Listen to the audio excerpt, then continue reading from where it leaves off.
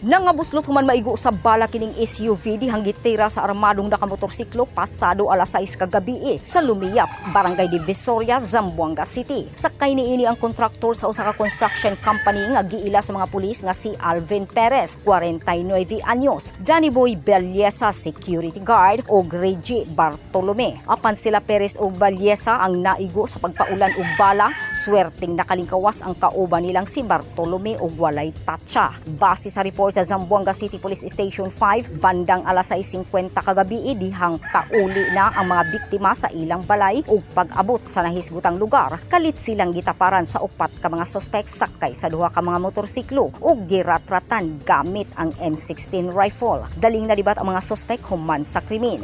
Gipangdala sabdayon sa hospital sila Perez ug Bellesa aron matambalan. Base kasi ng mga na-report, kini mga bystander, pwede kita sa mga informasyon kay dos motor Elia Asiapas, El Back Rider amo yan, no? Amo tira. Si Back Rider tira.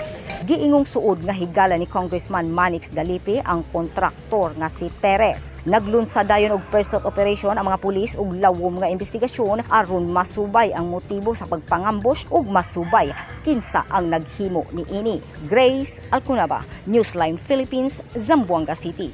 Stay safe.